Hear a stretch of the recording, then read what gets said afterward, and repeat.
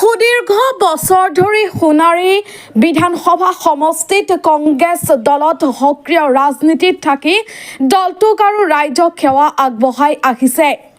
সোণাৰীৰ কংগ্ৰেছৰ বলিষ্ঠ নেতা উৎপল গগৈক এইবাৰ সোণাৰী বিধানসভা সমষ্টিৰ পৰা প্ৰাৰ্থিত্ব প্ৰক্ষেপ কৰাত দলটোৰ সকলোকে ধন্যবাদ জনায়।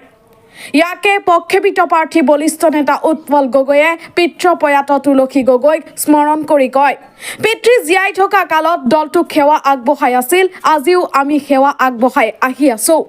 সোণাৰী প্ৰাক্তন বিধায়ক তথা প্ৰয়াত শৰৎ বৰকটকী, কংগ্ৰেছৰ বলিষ্ঠ তথা চাহ শ্ৰমিক নেতা প্ৰবন সিং ঘাটোৱাৰ আমাৰ বাবে অতিকৈ সন্মানীয় আৰু আদৰ্শস্বৰূপ বুলি উল্লেখ কৰে উৎপল গগৈৰ।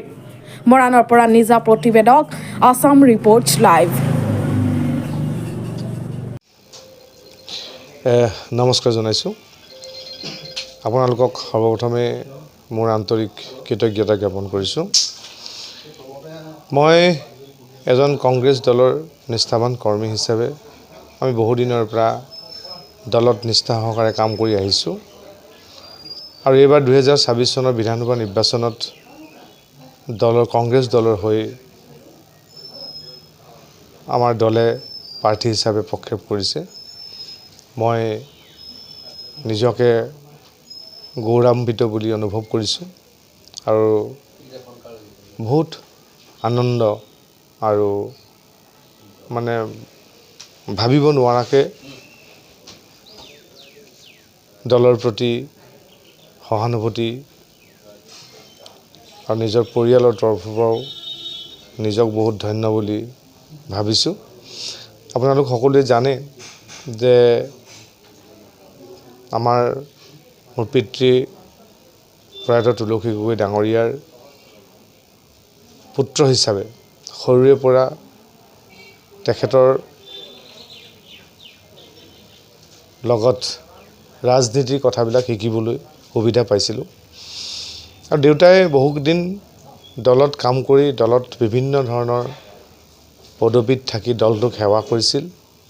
কিন্তু দেউতাৰ আশা আছিল যে তেখেতে নিৰ্বাচনত অংশগ্ৰহণ কৰিবলৈ পাব, দলত প্ৰতিনিধিত্ব কৰিবলৈ পাব দলৰ পৰা, এই কথা তেওঁ ভাবি আছিলে। কিন্তু তেখেতে সেই সুবিধা পাবলৈ সক্ষম নহ'ল। কিন্তু দেউতাৰ লগত থকা হিচাপে দেউতাৰ মৃত্যুৰ পাছত দলটোত আমি লাগিবলৈ সুবিধা পালোঁ, দলে আমাক সুবিধা প্ৰদান কৰিলে আৰু এজন দেউতাৰ পুত্ৰ হিচাপে মোৰ কৰণীয় কৰ্তব্য বুলি ভাবি মই এই কামখিনি কৰি গৈছিলোঁ। গতিকে তেখেতৰ আশীৰ্বাদ মোৰ ওপৰত পৰিছে বুলি মই অনুভৱ কৰিছোঁ আৰু সোণাৰী সমষ্টিৰ দেউতাৰ বন্ধু আমাৰ অতিকৈ শ্ৰদ্ধাৰ আছিলে, মৰমৰ আছিলে।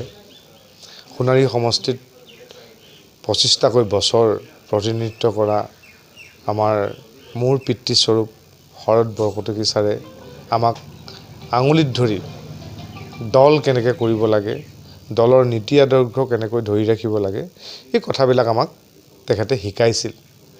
আৰু মোৰ এজন পিতৃ হিচাপে শৰৎ বৰকটকী ছাৰকো মই পিতৃ জ্ঞান কৰিছিলোঁ, আমাকো পুত্ৰ সম জ্ঞান কৰি সদায় তেখেতে আমাক আশীৰ্বাদ প্ৰদান কৰিছিলে। আৰু আজিও অনুভৱ কৰিছোঁ যে মোৰ দুয়ো পিতৃ বৰকটকী ছাৰ আৰু মোৰ পিতৃ তুলসী গগৈ ডাঙৰীয়াৰ আশীৰ্বাদত মই আজি দলত কাম কৰিবলৈ সুবিধা পাইছোঁ আৰু আজি দলটোত মোক প্ৰক্ষেপ কৰাৰ কাৰণে সেই আশীৰ্বাদ মই মোৰ পাতি লৈছোঁ তেখেতসকলৰ। আৰু আজি দলে AICC মল্লিকাৰ্জুন খৰগে ডাঙৰীয়া, ৰাহুল গান্ধী ডাঙৰীয়া, প্ৰিয়ংকা গান্ধী ডাঙৰীয়া, জিতেন্দ্ৰ সিং ডাঙৰীয়া, বিকাশ উপাধ্যায় ডাঙৰীয়াকে প্ৰমুখ্য কৰি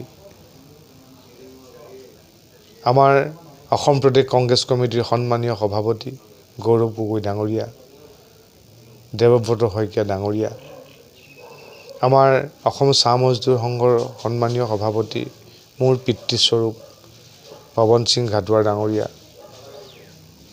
আমাৰ সাংসদ প্ৰদ্যুৎ বৰদলৈ ডাঙৰীয়া, সাংসদ ৰকিবুল হুছেইন ডাঙৰীয়াৰ এই নেতাসকলৰ যি আশীৰ্বাদ মই আজি তেখেতসকলে সোণাৰী সমষ্টিত মোক আজি প্ৰক্ষেপ কৰাৰ কাৰণে মই তেখেতসকলৰ ওচৰত চিৰকৃতজ্ঞ আৰু মোৰ তেখেতসকলক আন্তৰিক মই শ্ৰদ্ধা জ্ঞাপন কৰিছোঁ আৰু আশা কৰিছোঁ 2024 চনৰ এই বিধানসভাৰ নিৰ্বাচন আমাৰ সন্মানীয় সভাপতি গৌৰৱ গগৈ ডাঙৰীয়াৰ নেতৃত্বত আমি এইবাৰ চৰকাৰ কৰিবলৈ সক্ষম হ'ম। আমি ৰাইজৰ আশীৰ্বাদ নহ'লে একোৱে কৰিব নোৱাৰি।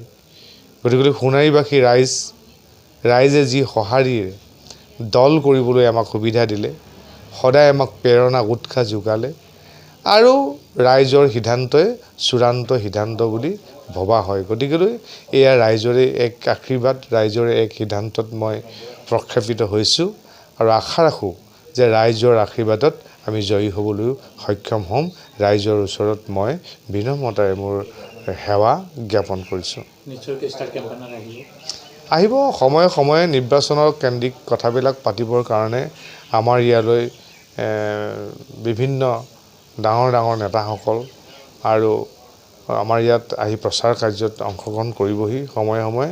কিন্তু তেখেতসকলে আহি আমাৰ মাজত প্ৰচাৰ কৰিব আমাৰ কাৰণে, ৰাইজৰ কাৰণে, দেশৰ কাৰণে। কিন্তু সবাতোতকৈ ডাঙৰ আমাৰ আশা যে আমাৰ সোণাৰীবাসী ৰাইজে যি আশা কৰিব সেয়েহে সিদ্ধান্ত হ'বগৈ, এই কথাই মই অনুধাৱন কৰোঁ।